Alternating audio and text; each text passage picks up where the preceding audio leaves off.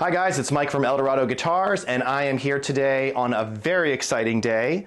This is, I believe, the world first video for the new Carstens Amplification Empire. The Empire is a completely new design by Brian here for 2023, and there's a couple of cool things about it that I want to talk about. So first of all, the look. The look is totally badass. I'm sure you can see all blacked out on the front. Red indicator light, and the transformers even on the inside are red. So I heard this described by one of my friends as Darth Vader's personal amp. So it kind of feels that way. So first, it looks awesome. Second, this amp is focused on high gains. This is a very high gain amp. Not as clean as the Grace, definitely more aggressive, tighter, more in your face, and with a few options that the Grace doesn't have. Third, this amp is focused around a different set of speakers. So the Grace and the Grace 2 really sounded best, I think, through Brian's 2x12, which has the Weber Blue Dog ceramic 100 watt and the Celestion Alnico Cream. It's kind of an unusual speaker combination, but it really works for that amp. It also sounds really good with H75 cream backs, I think. But the Empire, on the other hand, is focused specifically around V30 speakers. So I know a lot of you out there are like, oh, thank God. You know, being the most popular speaker probably in the world, maybe even more popular than a greenback, I'm not sure. So this amp is centered around the V30, and Brian has a special 2x12 for this amp, which I did not personally buy because I already have this speaker combination in another cabinet, but it's V30 and H75 creamback. So if you buy the new 2x12 from Brian, it will have those two speakers, the V30 and the H75 creamback, and it's actually blacked out. The grill is blacked out on the cabinet as well. So super, super, super cool. I'm going to run this amp through a V30 Marshall cab through the UA aux box. So I'm going to be running it that way. I'm not miking a cabinet this time. I'm just going to do it through the aux box. I'm going to use my PRS Standard 22. This is a Standard 22 with a trem from 2006. It has Lollar Imperial high wind pickups in it. So I'm going to be playing this guitar, and no pedals, no boosts, no anything like that. Just straight into the amp. Any reverb and delay you hear is from post-production. It's not in the loop or in front of the amp or anything like that. A couple of really important things I want to talk about this amp is that there are some new features on this amp that aren't present on the Grace. So first, there's an effects loop. So I know a lot of people have been asking about that, myself included, forever of Brian, and he finally delivered here. I think it was under massive pressure to get an effects loop in there. I think you can order a Grace now with an effects loop, but my Grace does not have an effects loop because it's one of the first ones from the first run, and the Grace 2 I have is serial number 1 with an aluminum chassis, so it doesn't have a loop either. But this Carstens Empire does have an effects loop. You can turn it on and off in the back, so you can completely take it out of the circuit, and it has a send level control, so you can control the send for either line or pedal level effects. On the back, there's also a depth control. So I think that is definitely much appreciated. That was something that I would have liked to have seen on the Grace. I mean, I love the Grace as is, don't misunderstand, but I would love to have seen a depth control because I do feel like it sounds very different with different cabinets. So I think it's really nice on the Empire that you have that option. Third, the headroom control has been moved from the back of the amp to the front of the amp. That's probably my biggest thumbs up about this amp, is that I hated having to reach around the back of the Grace to adjust the headroom. So on this one, it's on the front, and Brian has changed the name of the headroom control from headroom to response, but it's the same control. He just changed the name to try and help people understand what it is a little bit more. Headroom, I think, kind of felt nebulous to some people because most people are used to calling that negative feedback, response, there's a resonance, right? There's a couple of different words that people use for it. But that's on the front, and I really like that because you can adjust it a lot more easily than reaching around the back. And I feel like on Brian's amps, that's a control I want to manipulate pretty often. And then fourth is the edge control. So all the way over here on the end, there's an edge control. The edge control functions like a presence control, Brian said. I'm not sure if it's a true presence control. Brian would have to answer that, but he said it functions kind of like a presence control. There actually is no proper presence on this amp, just the edge control. So just for your awareness. And then finally, fifth, the last change is the switch here that you might see, the little micro switch. On the Grace, that's a bright switch. On this, it's a boost. I assume it's a similar boost to what's on the Warm Machine amp. If you're familiar with Brian's Warm Machine, there's a boost switch instead of a bright switch. That could be the case here. I'm not really sure if it's exactly the same as the Warm Machine's boost, but it operates in the same exact way. And interestingly, I actually tend to prefer this amp with the boost on, generally speaking. So that's kind of surprising for me. A couple of things that I noticed that aren't really features, but just things I want to talk about is, number one, I feel like the master volume on this amp is actually even better than the master volume on the Grace. The Grace has a great master volume, don't misunderstand, but I wouldn't say it was as good as like Dave Friedman's master volume, right? Just honest opinion, right? It was good, but it wasn't as good as Dave's. This one is on par with Dave's, right? So it's an absolutely excellent master volume, no jumping of any kind. Doesn't get too loud too fast, very, very good master volume, and the amp sounds excellent at all volumes. The second thing that I noticed about this one is that the gain control has a much better taper. I felt like on the Grace, the gain control, which I believe on the Grace is called volume, right? But on the Grace, the gain control to me kind of picks up very quickly. A lot of times I just run it between like 9 and noon, right, on the dial. I really very rarely run it over noon because I feel like once you get past there, it starts to become a little bit just, I don't know, sort of too much, at least for me. So I really appreciated that on this amp, the gain control has a lot more versatility. You can really get a lot of different sounds by sweeping it throughout the whole sweep of the knob. The sweep of the gain control reminds me a lot of the sweep on Jason's amps, Jason Tong's amps, the head first amps. The whole sweep is usable, right? And I feel like it's the same way with the gain control on this. The whole sweep is very, very usable. So let's go ahead and get into sounds. I don't want to talk too much. I'd like you to just hear it. I'm going to walk you through a bunch of different tones. I'm going to change the knobs as we go along. So, you know, stand by. It's actually, it might look like a picture, but it's actually not a picture. It's a video. So you'll see me reach up and twist some of the knobs, and I'll let you hear this guy. And it's an amazing, amazing amp. I want to thank Brian Carstens for including me in this first run of them. And I really want to thank him for designing another absolutely awesome amp. I am totally a Brian Carstens fanboy. I love his amps. They're the first amps I've played in years that just brought something totally new to the table, a completely different sound, feel, and response. And the Empire does the same exact thing. So thank you, Brian, and let's get to the tones.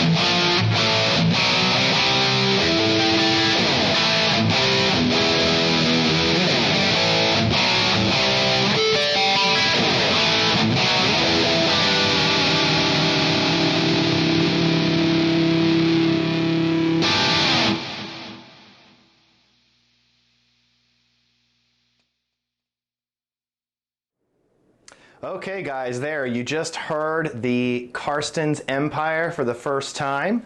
I hope you enjoyed hearing it as much as I enjoyed playing it. I want to give you a couple of my impressions. Again, I've only had this amp for about maybe like a week and a half or so. So I don't want to do any sort of like full review, but I do want to just communicate some of the things I've noticed about the amp and a few comparisons to the Grace. So the first thing about the Empire that I really like is the gain control. So the gain control on this amp really is useful throughout the whole taper of the knob, and I think that that's so important. The Grace kind of tends to jump up, the gain jumps up really fast around like the 9 o'clock mark, and I usually rarely run the Grace's gain over 12 o'clock. With the Empire, I often run the gain over 12 o'clock. So the gain knob sweep is much more usable, which I really like. Another thing that I really like about the Empire is that it is very focused. The Grace is more like this big, wide kind of tempest of sound. You know, it's this giant sweeping sort of sound. And the Empire is a much more focused, much tighter, and much more direct sort of amp. Now, I think it still retains the sort of signature Carstens sound, but it's doing it in a way that's much more modern, that sits in the mix very easily. And the Empire can sound really good with a variety of speaker cabinets because of all the control you have over the depth, the edge, and the resonance, which is different from the Grace, obviously.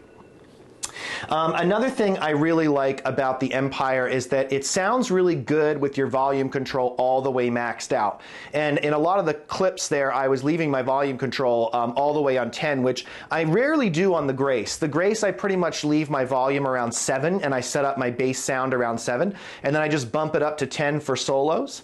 But I feel like, and the reason I do that is because the Grace, when you go from 7 to 10 on your volume control, the amp morphs, and it kind of goes from a hot-rodded Marshall thing to like a diesel kind of almost slightly fuzzy kind of thing. And while I think that's really cool for solos, and I love that sound, I use it in my band all the time,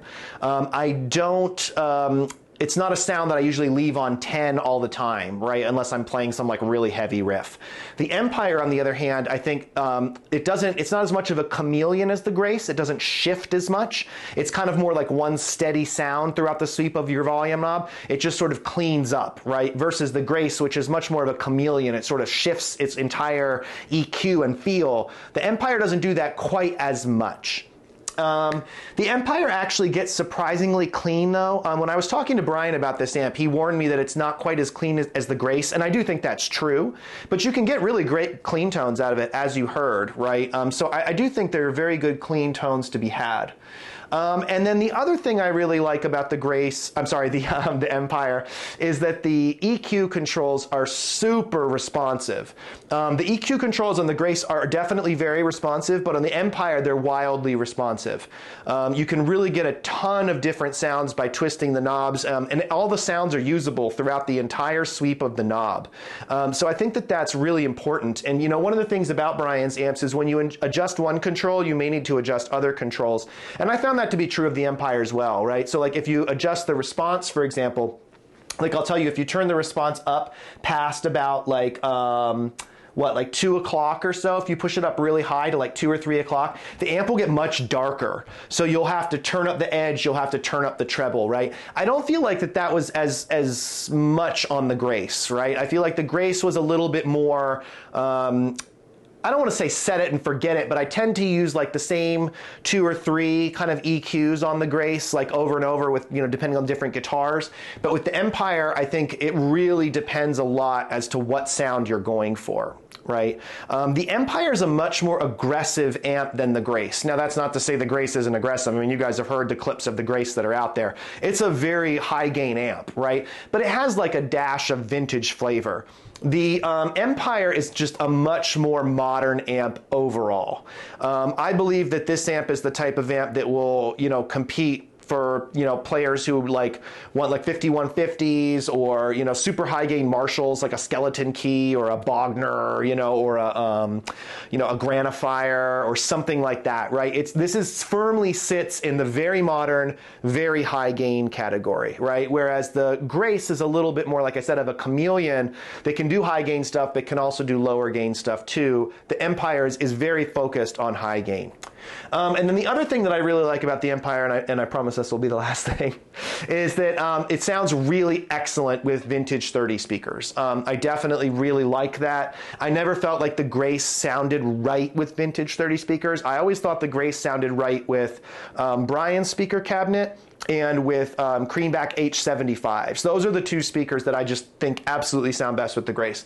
But the Empire sounds really good with vintage 30s. It also sounds great with H75 Creambacks. And it actually sounds really good with Mesa Boogie Black Shadow speakers.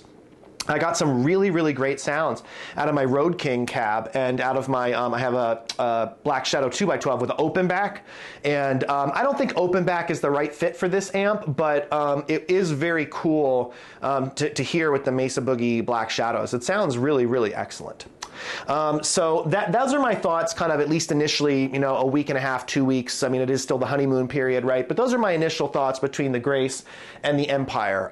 Just kind of, you know, think of the Empire as much more modern, direct, tighter, more aggressive. The Grace is sort of bigger, wider, fatter, and more of a chameleon, right? Like more sounds on tap throughout the sweep of your volume knob. So again, I think it just depends on what you want to do, right? And what your band is and what you're playing, you know, the kind of music you're playing that's going to be the right fit for you, and maybe even what speaker cabinet you have, right? The Empire, you might notice, is not on Brian's website, and the reason that is because he wants this one to spread via word of mouth. So if you're interested in an Empire, just send Brian a message and he'll hook you up with whatever the next run of them is that he's doing. If you tell him I sent you, that would be greatly appreciated, simply because I just want him to know that I'm out there talking about his amps. I don't get any money, or I don't get any kickbacks. I'm not getting any free stuff or anything like that for doing these demos, other than maybe being able to buy an amp early. I paid for this amp with my own money, full price. So I don't get any discounts or anything like that. So again, this is Mike from Eldorado Guitars. I want to thank Brian Carstens and Carstens Amplification for making such an awesome amp.